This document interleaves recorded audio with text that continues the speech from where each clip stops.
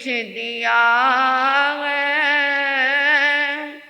मुझे तुमने दाता बहुत कुछ दिया है, तेरा शुक्रिया है, तेरा शुक्रिया है। लिया कुछ नहीं बस दिया ही दिया है, लिया कुछ नहीं बस लिया ही लिया, तेरा शुक्रिया है, तेरा शुक्रिया है। जाम नहीं है कोई तुम सा दूजा, दिल में बसा कर करूं तेरी पूजा, दिल में बसा कर करूं तेरी पूजा। डूबते हुए को किनारा दिया है, डूबते हुए को किनारा दिया है, तेरा शुक्रिया है, तेरा शुक्रिया है। श्री आत्म फूल रतन गुरुवे नमः, श्री आत्म फूल रतन गुरुवे नमः। ओम हरिं सिंह श्री सद्गुरु नाथाय नमः, ओम हरिं सिंह श्री सद्गुरु नाथाय नमः। परम सत्या परम आराध्या परम पूजनिया तपाचार्या तप चक्र श्री परमात्म स्वरूपा गुरनी मैया के पावन पुनीत चरणारविंदों में हृदय की अनंत अनंत आस्था के साथ अनंत अनंत वंदन समर्पित हूँ। गुरु दरबार में आई भव्य आत्माओं का हार्दिक हार्दिक भव्य अभिनंदन। सुन रहे हैं आप आचार्य मानतुंग जी की अंदर से निकलती हुई ध्वनि, और उस ध्वनि में एक एक कण कण में उनके भक्ति समाई हुई है। उस भक्ति को करके वो क्या हो गए, अमर हो गए। ये भक्तामर क्या हो गया, उनकी रचना अमर हो गई। कितने 100 सालों बाद आज उस भक्तामर को गवर्नमेंट ने क्या कहा कि जितने भक्ति स्तोत्र हैं सबसे प्रथम नंबर पे भक्ति स्तोत्र है तो ये भक्तामर है। तो ये अपने आप क्या हो गई, कहाँ किस समय, राजा भोज का समय कौन सा था, कहाँ लिखा, किस समय लिखा तो था ही नहीं, कहाँ वो तो बोल रहा था, लिख लिया राजा के विद्वानों ने, और वो क्या बन गई, एक रचना बन गई। आज की वो भक्ति, और इनकी भक्ति के पीछे स्वरूप का बोध है। बाहर की भक्ति घंटियां बजा ली, प्रसाद चढ़ा लिए, दीपक लगा लिए, और वो क्या है, थोड़ी देर उनके गीत गा लिए और नाच लिया, कूद लिया, और क्या कर लिया, वो भक्ति कर ली, और लड़ने के वक्त आया तो ले तू कौन और मैं कौन। वो भक्त अमर नहीं हो सकता, वो एक बाह्य दृष्टि से है, क्योंकि भक्ति में एक आर्त भक्ति होती है। भक्ति करते हुए अपने ही दुखों को दूर करने के लिए प्रार्थना करनी, प्रभु मुझे इन दुखों से बाहर करो। और एक स्वार्थ भक्ति होती है जिसमें क्या है, मेरा ये काम हो जाए। और एक समर्पित भक्ति होती है कि मैं तुम्हारे लिए समर्पित हो रहा हूँ। जहाँ समर्पण होता है वहाँ पर स्वरूप का बोध होता है। जहाँ स्वरूप बोध नहीं, इसका मतलब हमारी भक्ति वो भक्ति नहीं, वो बाह्य भक्ति का रूप है। उसके अंदर स्वरूप का बोध नहीं आया। अकेले के द्वारा अकेले के लिए किया गया प्रयास, और उस प्रयास में अपने को खो देना, वो क्या होती है? स्वरूप भक्ति होती है, समर्पित भक्ति होती है। और उस समर्पित भक्ति में आ गए हमारे आचार्य मानतुंग। कल तक तो उन्होंने क्या किया था? कल कहाँ तक थे, याद है? नहीं। रोज भक्तामृत पढ़ते हो, परंतु फिर भी पता नहीं कल क्या पढ़ा था। 20वीं गाथा, इतना तो पता होगा। ज्ञानं यथा त्रयी विभाति कृतावकाशम। और आज कल मन्यवरंग थी, आज 22वीं है। ये 22वीं गाथा में प्रभु को तो उन्होंने देखा और अब उनके मन में आया, ऐसे प्रभु को कैसे ये रूप मिला, कैसे इतने महान बने। तो उनकी दृष्टि गई उनकी माता की ओर। कोई बच्चा अच्छा बनता है, कर्म अलग बात है, परंतु संस्कार अलग बात है। संस्कार अच्छे होंगे, माँ बाप अच्छे होंगे तो उसके अंदर संस्कार अच्छे होंगे, वो सबको क्या है, जिंदगी में साथ लेकर के चल पड़ेगा। और संस्कार ही अच्छे नहीं है तो वो तो क्या करेगा।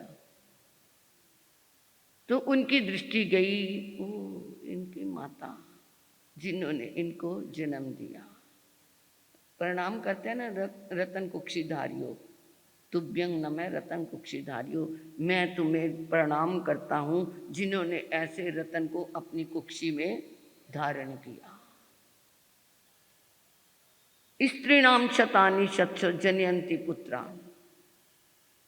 स्त्री नाम, स्त्रियों में, नारियों में, शतानी यानी सैकड़ों नारियों, शत का मतलब 100 होता है, सैकड़ों, शतानी, शतशो सैकड़ों, जनयंती पुत्रान, सैकड़ों स्त्रियां सैकड़ों क्या है पुत्रों को जन्म देती हैं। जननी जन्म देती है, जनयंती जन्म देती हैं पुत्रान पुत्रों को।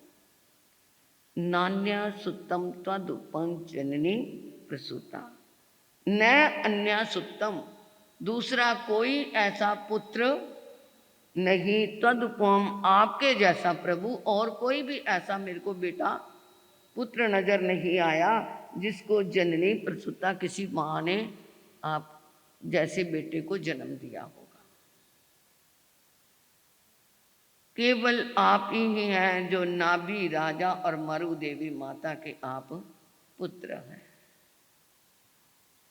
मरु देवी चले गए ऋषभ जंगलों में, रोज भरत को कहती मेरा बेटा कहाँ गया, मेरा बेटा कहाँ गया, उसका कौन ध्यान रखता होगा, उसको कौन खिलाता होगा, कौन उसको क्या कुछ देता होगा।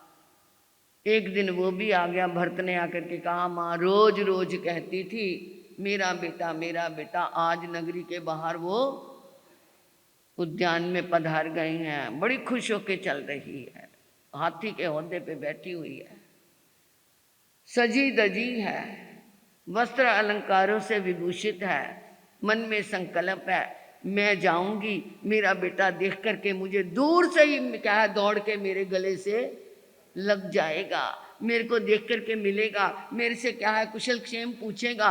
और वो क्या है ऐसे ही संकल्पों में चलती हुई हाथी पे चढ़ी हुई पहुंची, दूर से शमो शरण नजर आ गया। और शमो शरण में क्या है वो बेटा भी नजर आ गया, क्योंकि उस समय कितनी संगान होती थी, शरीर कितने ऊंचे लंबे होते थे, 500 धनुष। जब हमारा ये धनुष इसको 500 बना दो कितना होगा, और जिनका शरीर इतना बड़ा होगा उनका धनुष भी कितना बड़ा होगा। तो वो मैं जब ये कहते हैं ना स्फटिक सिंहासन पे विराजमान, देखो प्रभु को पहले तो यही कल्पना करती रहती हूँ कितना बड़ा स्फटिक सिंहासन होगा, कितने बड़ा वो क्या है ऊपर वो 500 धनुष वाला शरीर बैठा होगा। तो ये पहले संकल्प करते हुए सोचो आप कि कितना बड़ा वो होगा। तो वो दूर से नजर आएगा ही, दूर से ही क्या आ गया मेरा बेटा, अरे ये क्या, जब मैं उसको देख रही हूँ वो मेरे को नहीं देख रहा, वो तो आया ही नहीं, मुझे मिलने नहीं आया, उसने दूर से भी कोई क्या नहीं किया, इशारा नहीं किया। करते करते करते करते अंदर के स्वरूप में क्या कर गई, वो खो गई। निमित्त इतना सा मिला कि ऋषभ ने मेरे को क्या नहीं किया, कोई बुलाया नहीं, मुझे स्माइल पास नहीं की, मेरी तरफ इशारा नहीं किया, कुछ नहीं किया। वो निमित्त ऐसा जुड़ गया कि वो अंदर के स्वरूप में क्या कर गई, वो खो गई। और कहाँ बैठे बैठे क्या हो गया, भरत वंदना ही कर रहा था प्रभु को, और इधर से प्रभु ने कह दिया, अरे भरत, माता मौरा देवी तो सिद्ध हो गई। प्रभु, वो तो रोज मेरे को उलाहने देती थी, मेरा बेटा कब आएगा, मेरे बेटे का कौन ध्यान रखेगा, तूने निकाल दिया मेरे बेटे को, मेरे बेटे को भेज दिया। और आज हाँ, वो सब उलाहने उसके खत्म हो गए, क्योंकि वो जो कहती थी अंदर के भावों से नहीं उलझी हुई थी। जो सरल व्यक्ति होता है ऊपर से कह देता है, परंतु अंदर के भावों से वो डूबा हुआ नहीं होता। और कई ऐसे होते हैं ऊपर से इतने अच्छे अच्छे शब्द उच्चारण करेंगे, परंतु अंदर जहर से भरे हुए होंगे, अमृत के ढकने लगाए हुए हैं, जहर के मटके भरे हुए हैं। ऊपर अमृत के ढकने से लगता है कि हाँ भाई ये बहुत अमृत से भरा हुआ है, परंतु अंदर उसके जहर है। ऐसा ना बनना। जहर है तो जहर का ही ढकना रखना, अमृत हो तो अमृत का ही ढकना रखना। सरल व्यक्ति ऐसा ही होता है। तो वो कहते हैं भरत, वो तो क्या हो गई, वो तो सिद्ध हो गई। तो ऐसी माता कौन चिंतन कर रही हैं, आचार्य मानतुंग कर रही हैं कि सैकड़ों नारियां हुई, सैकड़ों पुत्रों को जन्म दिया, परंतु आप जैसी पुत्र को जन्म देने वाली और कोई माँ नहीं। कैसे, सर्वा दिशो ददति बानी सहस्र रश्मि, सभी दिशाएं हैं, पूर्व पश्चिम उत्तर दक्षिण। और क्या है, ये दक्षिण पश्चिम और उत्तर, इधर तो क्या है, तारे जन्म लेते, भानी, भानी मतलब तारे नक्षत्र आदि, ददति पैदा होते हैं सर्व दिशाओं में। बाकी 3 दिशाओं में तो क्या होते हैं, तारे पैदा होते हैं, नक्षत्र आदि आ जाते हैं, परंतु सहस्र रश्मि, हजारों रश्मियों वाला, हजारों किरणों वाला, जो स्फुर्द अंशु जालम, जो एकदम ही क्या कर दे, प्रकाश कर दे, पूरे आलम के अंदर प्रकाश कर दे। प्राच्य विदिक जनयंती, पूर्व दिशा ही उसको जन्म देती है। सूर्य किधर से निकलता है, तारे बाकी दिशाओं से निकलते हैं, परंतु सूरज पूर्व दिशा से निकलता है शतशय माताएं ऐसी, जो शतशय पुत्र जने, कौन जगत में जननी है, जो तुझसे सुत की मात बने। अनेक दिशा ताराओं कोई जन्म दिया करती हैं, आलोक पुंज रवि को तो केवल प्राची जन्म दिया करती है। हजारों नारियां हजारों पुत्रों को जन्म दे देंगी, परंतु आलोक पुंज रवि को तो केवल प्राची जन्म दिया करती है। आप जैसे बेटे को जन्म देने वाली तो केवल मौरा देवी माता है। अब वो क्या कहेंगे, कैसे होगा, ये माँ की भी कुर्बानी है। माँ अच्छी है तो बच्चा भी अच्छा होगा। तो कैसे होगा ये आगे आप सुनेंगे कि आपका स्वरूप कैसा है, क्योंकि समय हो गया है और इधर हमारे तप जप का क्रम चल रहा है। आज की गाथा का लाभ